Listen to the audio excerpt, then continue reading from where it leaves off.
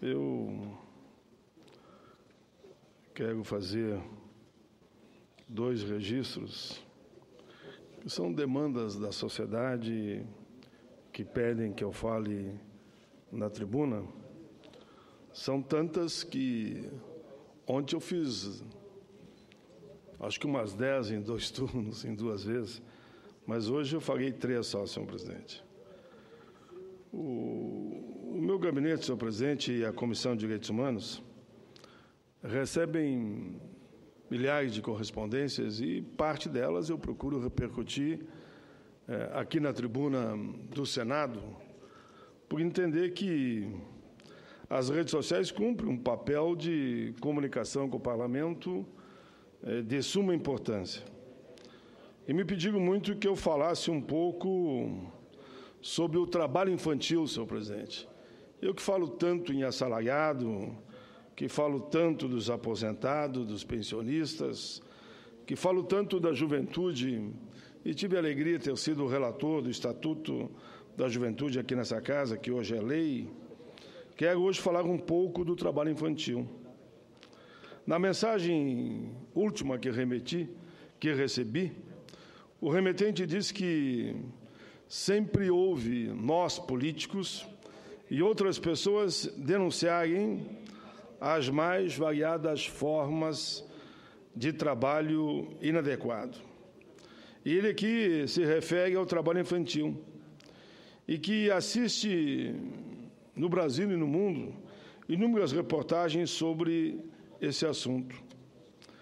E ele, na sua simplicidade, relata suas preocupações quanto ao futuro dessas crianças, que são, na verdade, crianças que ficam à mercê do trabalho escravo infantil.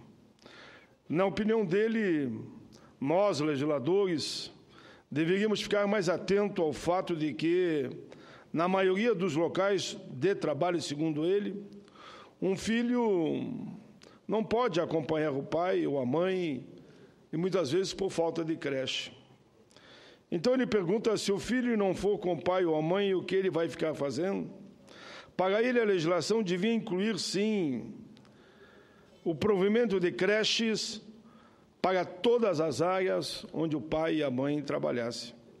Creche para os pequenos, ocupação com escola em tempo integral para os que, aí ele avança, os que beiram os 14 anos, ocupações extra-classe, com parques, com orientadores, escolinha, e investimento para essa meninada no esporte e na cultura.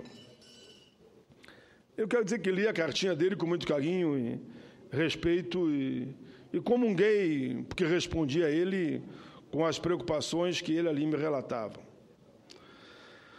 Queria dizer que, em audiência pública recente realizada aqui na Câmara Legislativa do DF, em favor da erradicação do trabalho infantil, a diretora financeira da Associação Nacional dos Procuradores do Trabalho, ANPT, doutora Ana Cláudia Rodrigues Monteiro, ressaltou que o trabalho infantil se combate só de uma forma, com a educação e, claro, e fiscalização. Em primeiro lugar, diz ela, com assistência social efetiva, mas sempre na linha de um processo de educação. Concordo plenamente com ela. Concordo também que as observações feitas pelo presidente da associação, procurador Carlos Eduardo de Azevedo Lima, durante a sessão solene aos 25 anos do Estatuto da Criança e do Adolescente, que ocorreu recentemente na Câmara dos Deputados. Lá, ele lembrou que o contexto todo é preocupante, pois, além de se buscar criminalizar a infância e a adolescência, observa-se a cada instante tentativas de se avançar na supressão dos direitos basilares da sociedade, o que, em sua ótica, mostra inadmissível num pretenso Estado de Direito. Assim ele foi. Ele pontuou ainda que, ao homenagearmos o ECA, no Estatuto da Criança e do Adolescente, Deveríamos, além de barrar a famosa discussão da redução da maioridade penal, ser enfaticamente contra a redução da idade mínima para o trabalho. Os absurdos são tantos nessa área que atinge o bebê, eu digo já, a criança e o adolescente, que um deputado apresentou um projeto de lei para criminalizar a criança já no útero da mãe, baseado na história da mãe e do pai. Ele diz que dá para prever se a criança fazer do mal ou do bem. Veja que forma aonde chegamos. Enfim, e ele também relata que, conforme prevê a PEC 18 de 2011, que, pasmem, recebeu parecer favorável da CCJ, da Constituição e Justiça e Cidadania da Câmara, segundo ele, criminaliza ali a criança de um lado, coloca-se para trabalhar mais precocemente do outro e, com isso, intensifica-se o círculo vicioso da miséria, impedindo uma formação mais adequada para as crianças e adolescentes. Tenho dito, senhor presidente, repetidas vezes, no que se refere à redução da maioridade penal, que ela, por ser uma solução aparentemente fácil, porém é muito enganosa. O apelo fácil da redução da maioridade, como se ela fosse um remédio para todos os males, como se fosse acabar com a violência no Brasil e no mundo, capaz de conter a criminalidade em todos os espaços do planeta, nos afasta de atentarmos para as causas estruturais dessa violência. A delinquência e a criminalidade têm aumentado nas cidades brasileiras e a mídia relata todos os dias a participação de menores, de adultos, em infrações diversas. Essa conjunção de fatores contribui para disseminar, senhor presidente, a impressão de que os menores são os grandes responsáveis pela escalada da violência, quando, na realidade, eles são apenas vítimas. Precisamos manter nossos jovens afastados do crime, é com escola de tempo integral, é com formação, é com ensino técnico. Precisamos garantir uma vida digna para nossas crianças, retiradas das escolas e colocadas à força no trabalho. O jeito de conseguirmos isso, senhor presidente, é por meio da sua inserção social, com a educação, com redução das desigualdades, com políticas públicas de proteção e de promoção da cidadania. Senhor presidente, quero também falar um pouco no dia de hoje sobre um outro ofício que eu recebi, que fala da preocupação com os transgênicos. Registro ofício que eu recebi, sabe de quem, senhor presidente? Do Conselho Nacional de Segurança Alimentar e Nutricional da Presidência da República, CONSEA.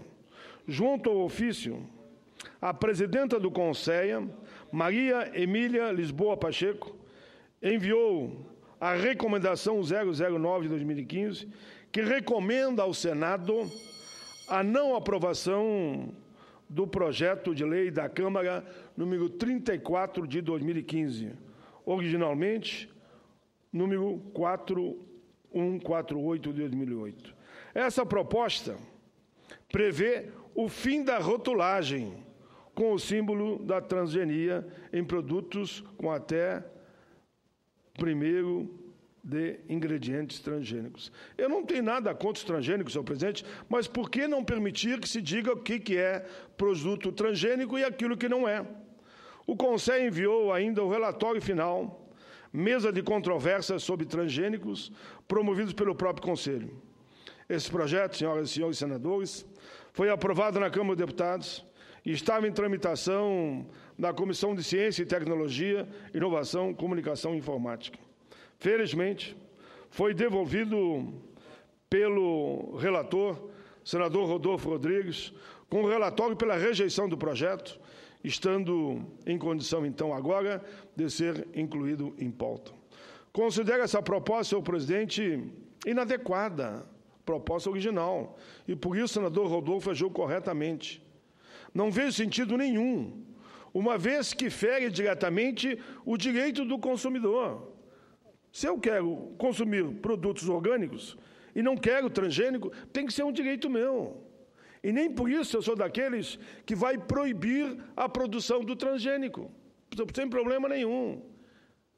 Não sou contra os transgênicos, agora quero ter o direito de consumir ou não, e por isso entendo sim que no rótulo deve constar quando o produto é transgênico.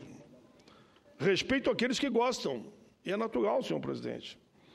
A vulnerabilidade dos consumidores no mercado de consumo é muito grande, e eu não posso, de modo algum, apoiar qualquer iniciativa que retire do consumidor esse direito legítimo. Eu, senador Medeiros, recebi por 3 vezes do Congresso em Foco o prêmio de defesa do consumidor. E eu faço de forma geral e irrestrita. Não estou preocupado aqui de falar exatamente do consumidor, mas defender os direitos do consumidor. Eu sempre pontuei que os produtos devem vir claramente rotulados e, de preferência, com tamanho de letra decente, que permita a sua fácil leitura. Essa semana faz 25 anos, ele completa na sexta-feira 25 anos, o Código do Consumidor. Muito bem, senador Medeiros, Vossa Excelência me ajuda. É só isso, é transparência, né? Nós queremos, e a sociedade exige, transparência, inclusive, nos nossos mandatos.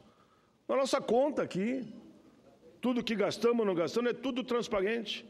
Ora, se um produto que vai servir de alimento para a população não puder ter no rótulo se ele é transgênico ou não, ou se ele é algum tipo de outro componente, por exemplo, leite sem lactosa.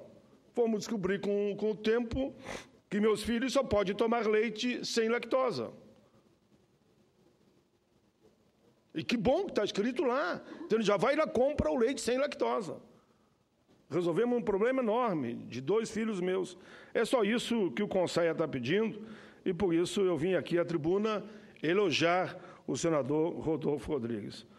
Por fim, senhor presidente, isso é só um registro, e que bom que a senadora Ana Amélia está aqui na mesa, porque na Comissão de Direitos Humanos, que eu sou presidente, ela entrou com pedido de uma audiência pública sobre fibrose cística. E eu tenho recebido elogios no gabinete, senadora.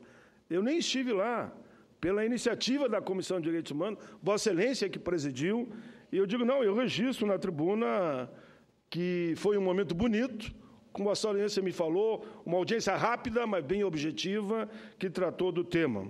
Então, registro que há poucos dias, a Comissão de Direitos Humanos, presidida naquela oportunidade pela senadora, e foi iniciativa dela, houve o debate, sim, desse tema fibrose cística.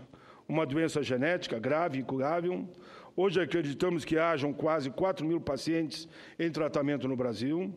É importante a divulgação da doença, por isso foi importante o debate que lá foi realizado sob a presidência de Vossa Excelência, frente aos inúmeros compromissos, e está escrito aqui, não frente a inúmeros compromissos, embora presida a Comissão de Direitos Humanos, a requerente foi a senadora Ana Amélia, fiz questão que ela assumisse, como sempre faço, quem entra com o requerimento que preside a comissão, como forma de oportunizar a todos os membros da comissão o exercício também da presidência daquela Comissão de Direitos Humanos. Tenho tido, por assim, poder passar a presidência para todos os senadores que são autores do requerimento.